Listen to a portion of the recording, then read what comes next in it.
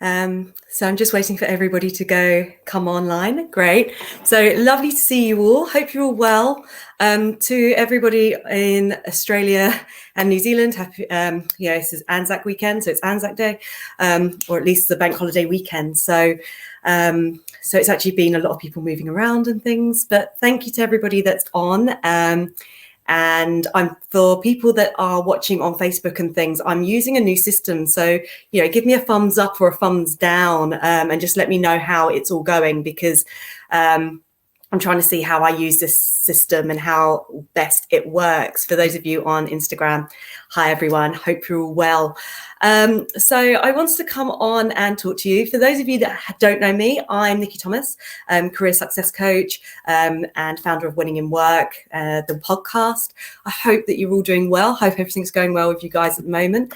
I know we're all in lockdown. And I wanted to share with you today, basically to talk about people that are saying they're stuck in their jobs and stuck in jobs that they hate, and how do they find the ones that they love? Well, let's go back a little bit, shall we, and sort of try and figure out why we're in jobs that we don't like. And one of the things that I find quite interesting is that when we start our lives, when we're young and we're children, we try everything. We do all these subjects at school. We try everything. We try sports. We try I know I went to ballet at one point as a kid. We try so many different things.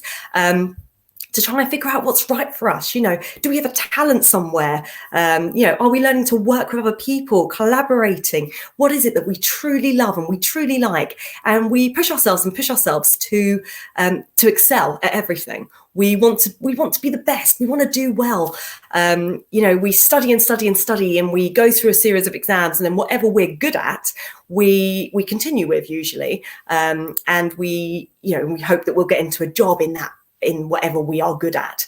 So it's quite interesting, isn't it, that we go through this situation in our lives where we apparently, when we're at school, we're meant to learn what we're doing, and who we are and all this stuff. And then we're meant to go on, do our careers in it. If we're lucky, we might be able to do a career in something that we really love. And then somewhere along the line, it all seems to go a little bit wrong. And then we forget. It's almost like we forget what we spent all of these years striving to do, what we, all those lessons, all those Saturdays that we gave up to do extra classes in something, or to take up a sport or whatever. We don't do that anymore, because that's not a real job. We go on to working in a real job, and we don't like it. But, we get trapped by the money. I know that I certainly did in corporate. I got so trapped by the money. And even now, it takes so much to turn that money off, and stop being just motivated by that.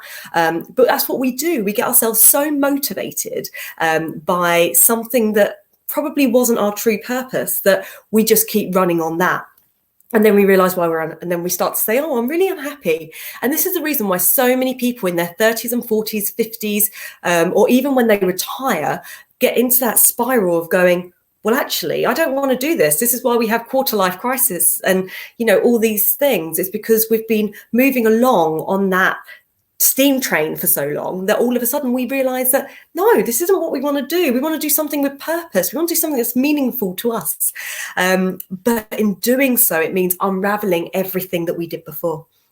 And it's been really interesting sort of watching that. And when I coach people, it's something that we talk about a lot, because I always say to them, I know what you want to do, but what is it, what's your overall priority in this? Because if it's making money and you want to work in something that you love, but it doesn't pay you as much, then you need to ask yourself what the trade-off is.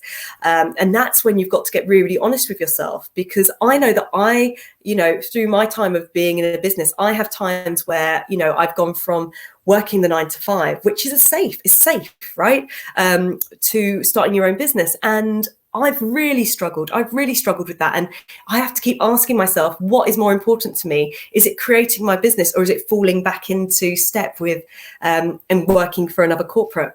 And that's why you end up doing, sometimes you could do side hustles, or you don't really know what you want to do, or you try something, it doesn't work, and you go back into what you were doing before.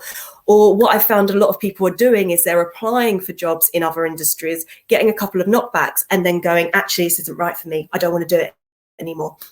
And there's nothing wrong with any of that, but you've got to ask yourself what your priorities are. And also, are you willing to give it time? Because I think that's one of the biggest things. It's giving it time.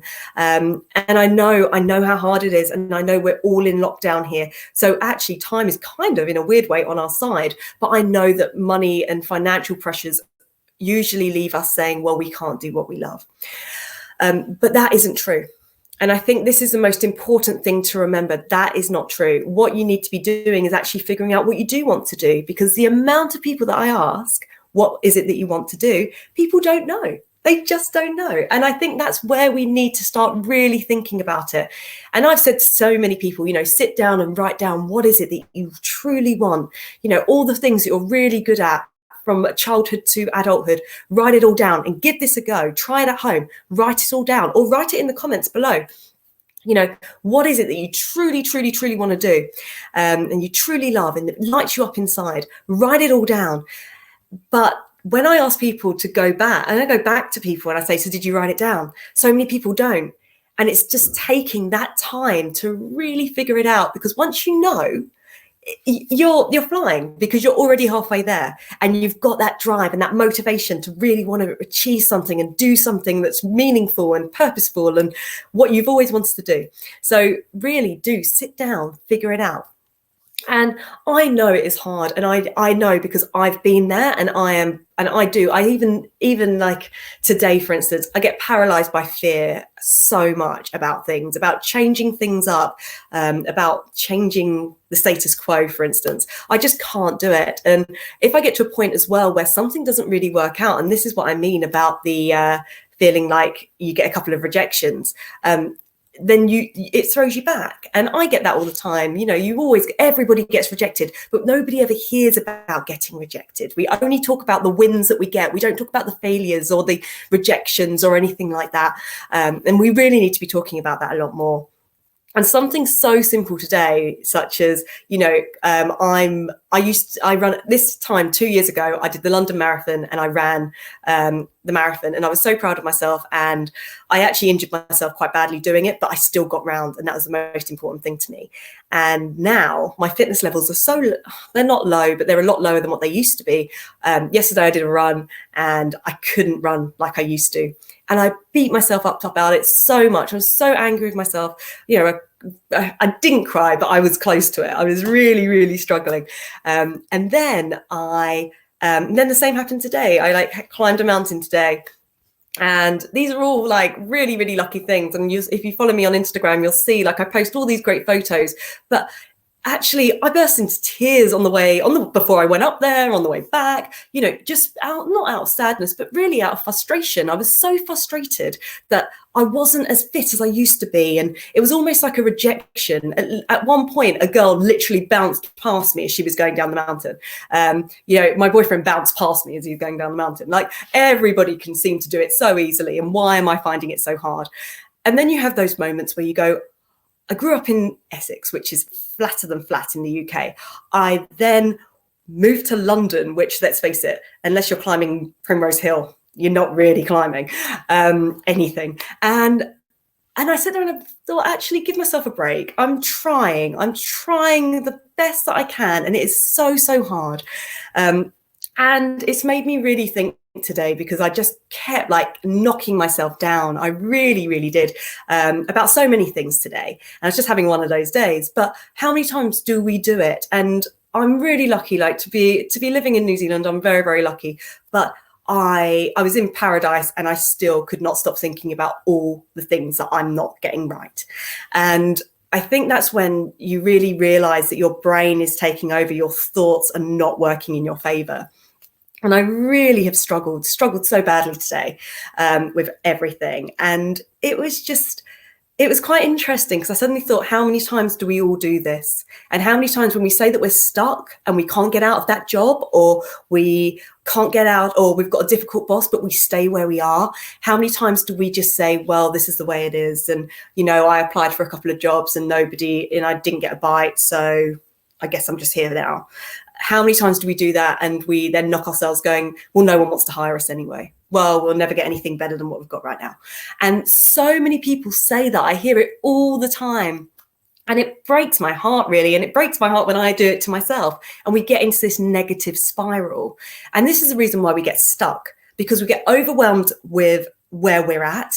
We're not happy with where we're at, but our expectations are way too high. And our expectations are up here, we're here, but for some reason, we forget the journey. We forget the journey that it takes for us to get up here. And I think that's where we really need to sort of take a step back and go, I can do it. It's just going to take time. And that's one of the things that holds us stuck. It holds us where we are because we get paralyzed by the fear, paralyzed by the fact that we may not be able to get what we want straight away. But the problem is that by us giving up, we're never going to succeed. The only people that fail ultimately are the people that give up.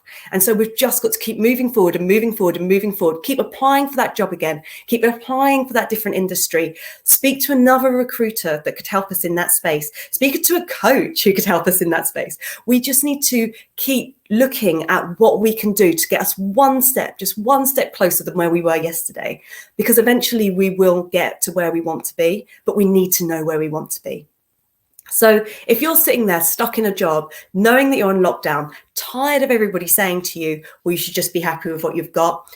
No, absolutely not. Absolutely not. Because if you just stay where you are because you're too scared to try something else, or because you don't think you'll get anything else, then that's a really sad existence. And we'll look back when we're 90 and go, I just wish we'd given it a go.